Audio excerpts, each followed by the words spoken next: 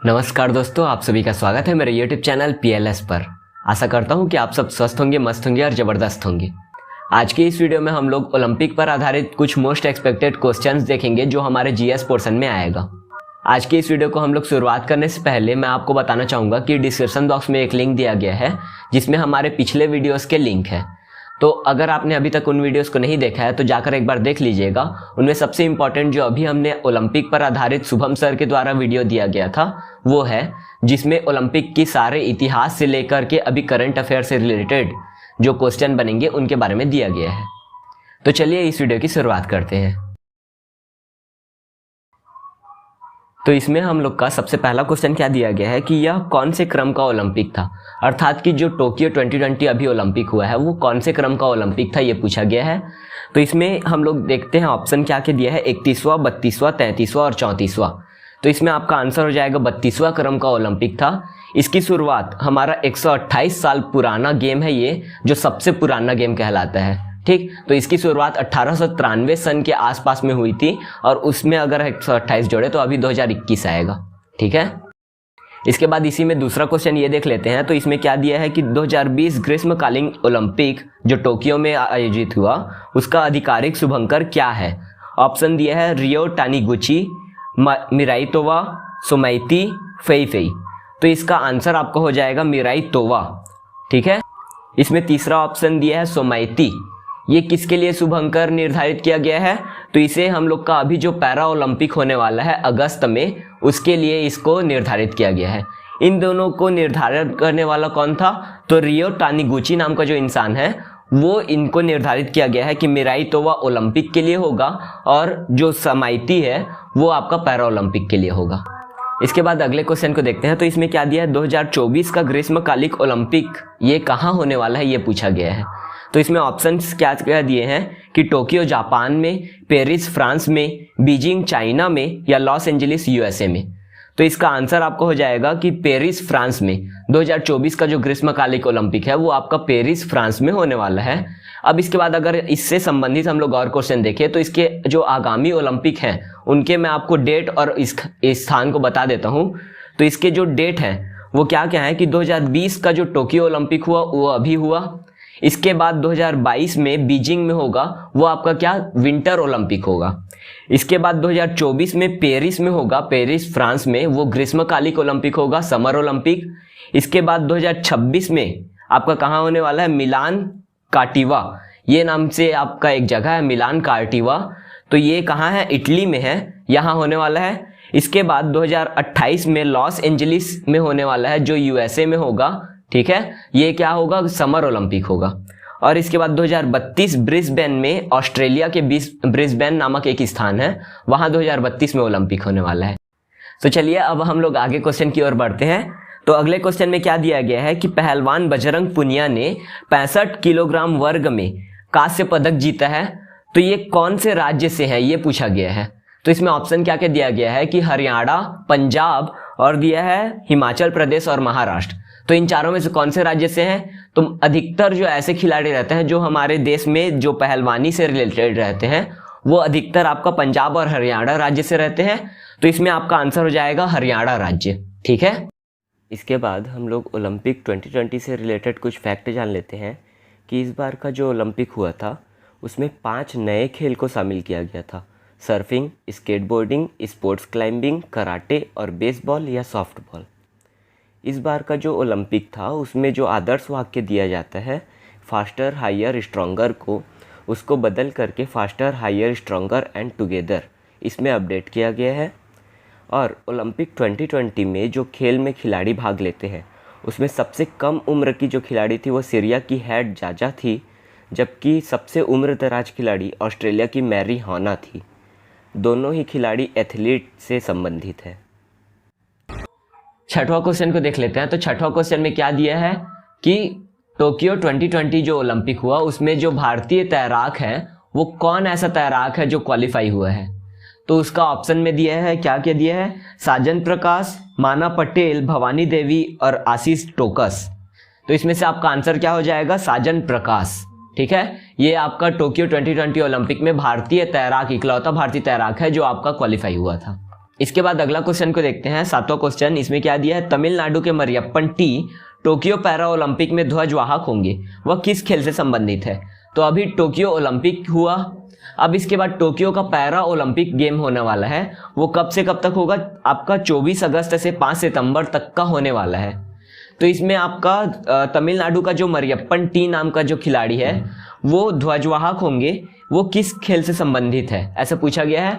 तो ये आपका हाई जंप जो खेल होता है उससे संबंधित है। तो यहाँ पे मरियप्पन टी जो खिलाड़ी है उसकी जानकारी में क्या है कि ये मरियप्पन टी कौन से हैं खिलाड़ी, अभी हाल ही में जो राजीव गांधी खेल रत्न पुरस्कार दिया गया था 5 लोग को मिला था, उसमें से 5 में से एक थे मरियप्पन टी जो पैरा एथलेटिक है, जिन्होंने पैरा हाई जंप इसमें आपका भाग लिया था। और जो पैरा ओलंपिक होने वाला है वो आपका कौन सा 16वां क्रम का समर पैरा ओलंपिक होने वाला है।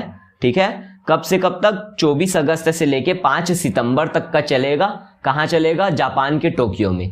ठीक, इसके बाद अगला क्वेश्चन देखते हैं। तो टोक्यो 2020 में भारत द्वारा जो मेडल आया था, 7 मेडल आया था, उसके साथ में वो कौन से स्थान पे था, 48वें स्थान पर था। तो इसमें पूछा गया क्वेश्चन में कि इस सूची में पहले स्थान पर कौन था। तो पहले स्थान में आपका ऑप्शन दिया गया है कि चीन, जापान, अमेरिका और यूके। तो इसका आंसर क्या होगा आपका, America, USA, United state of America. ठीक, तो ये यूएसए जो है वो आपका पहले स्थान पर था इस श्रेणी में। तो इसके पास टोटल 113 मेडल थे, जिसमें से 39 गोल्ड मेडल था।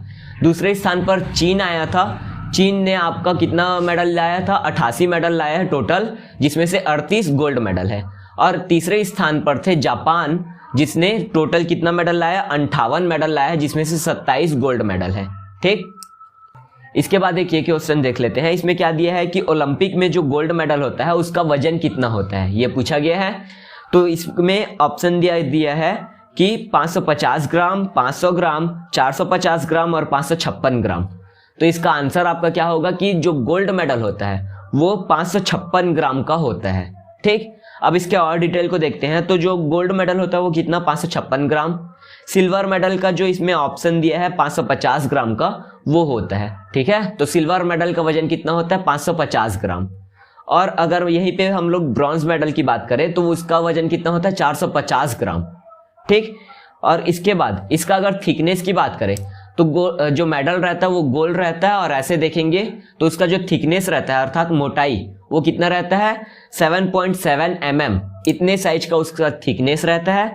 और अगर उसका हम लोग डायमीटर के बारे में बात करें तो डायमीटर उसका कितना रहता है आपका, 85 mm, अर्थात 8.5 सेंटीमीटर उतना का गोल रहेगा। और उसके रेडियस की अगर बात करें तो ये 4.25 ये हो जाएगा रेडियस। ठीक, और इसके बाद इसका कॉम्पोजिशन देख लिया, अर्थात वो किस किस चीज से मिलकर बना है। तो जो गोल्ड मेडल रहता है वो रियल में गोल्ड नहीं रहता है, मतलब कि बोला जाए तो वो जो गोल्ड मेडल रहता है उसमें 556 ग्राम का गोल्ड मेडल वो प्योर सिल्वर का गोल्ड मेडल रहता है। 550 ग्राम का सिल्वर का गोल्ड मेडल रहेगा, प्योर सिल्वर का।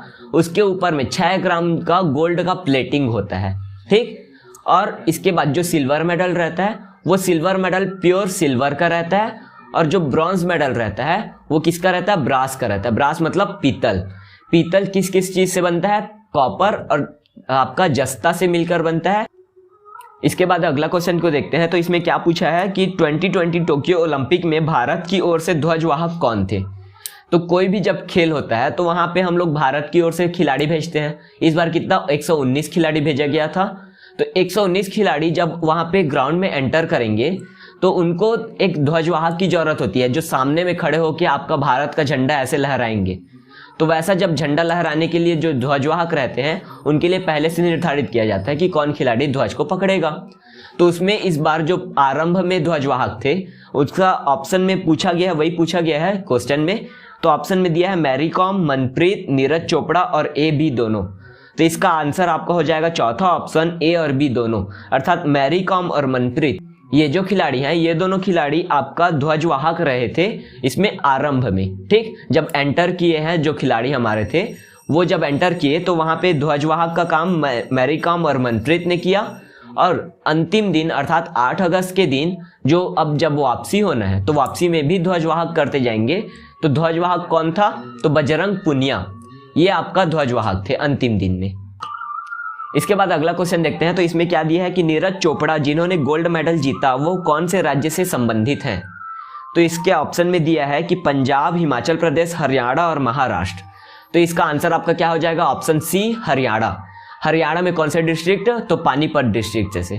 ठीक है, अब इनका जो रिकॉर्ड है उसके बारे में देख लेते हैं। तो जो ओलंपिक था उसमें आपका जेवलिन थ्रो नाम का जो गेम होता है उससे संबंधित इंसान थे और इसमें उन्होंने 87.58 मीटर तक का इन्होंने भाला फेंका था। ठीक है, अब यहाँ पे जेवलिन थ्रो वर्ड आया है तो जेवलिन थ्रो से संबंधित एक फैक्ट ये है कि इसमें इनके जो पूर्व कोच थे उवे हॉर्न सर, उनके नाम पर एक Guinness book of world record में रिकॉर्ड दर्ज है।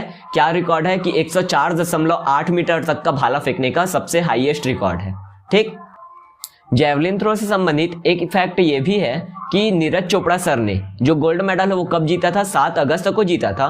तो इस कारण से नीरज चोपड़ा सर के सम्मान में पीएम नरेंद्र मोदी जी द्वारा ये ऐलान किया गया कि 7 अगस्त को हर साल जेवलिन थ्रो दिवस मनाया जाएगा। यहाँ पे जब हम लोग डेट की बात कर रहे हैं तो डेट में हम लोग एक डेट और याद कर लेते हैं कि 23 जून का जो डेट है अर्थात दुनिया का सबसे बड़ा दिन जो रहता है ये वाला डेट, तो 23 जून का भी डेट एक और चीज के लिए खासियत है कि 23 जून 1948 को इंटरनेशनल ओलंपिक डे मनाया गया था और उसी दिन से स्टार्ट हुआ और अभी तक हर साल को 23 जून को इंटरनेशनल ओलंपिक डे मनाया जाता है। यहाँ पर वाहिद अली वाहिद सर जी द्वारा नीरज चोपड़ा के सम्मान में एक वाक्य कहा गया था जिसको मैं यहाँ पे बोलना चाहूंगा कि कब तक बोझ संभाला जाए, द्वंद कहाँ तक पाला जाए, दोनों ओर लिखा हो भारत, सिक्का वही उछाला जाए, तू भी है राणा का वंशज, फेंक जहां तक भाला जाए, फेंक जहां तक भाला जाए। इसके बाद 12वां क्वेश्चन को देख लेते हैं। तो 12वां क्वेश्चन में क्या दिया है कि भारतीय पुरुष हॉकी टीम के द्वारा कौन सा मेडल प्राप्त किया गया है। तो इसमें ऑप्शन दिया गया है कि गोल्ड, सिल्वर, ब्रॉन्ज और इनमें से कोई नहीं। तो इसका आंसर हो जाएगा ऑप्शन सी, जो ब्रॉन्ज मेडल है वो। तो इसमें एक रिकॉर्ड ये है कि 40 साल का रिकॉर्ड तोड़ा है भारतीय हॉकी टीम ने कि 40 साल तक अभी तक इन्होंने कोई भी मेडल नहीं जीता था। इस बार के ओलंपिक में भारतीय हॉकी टीम द्वारा ब्रॉन्ज मेडल जीता गया है। इसी के साथ आज का वीडियो हम लोग यहीं समाप्त करते हैं। अगर आपको हमारा ये वीडियो पसंद आया तो हमारे वीडियो को लाइक कीजिएगा, हमारे चैनल को सब्सक्राइब कीजिएगा और शेयर कीजिएगा। इसी तरीके से और भी वीडियोस पाने के लिए डिस्क्रिप्शन बॉक्स में लिंक दे दिया गया है, आप जाके उसमें से देख लीजिएगा। इससे पहले हमारे जो मैथ्स का वीडियो बनाया था और ओलंपिक पर वीडियो बनाया था उसको जाकर जरूर देखें। धन्यवाद।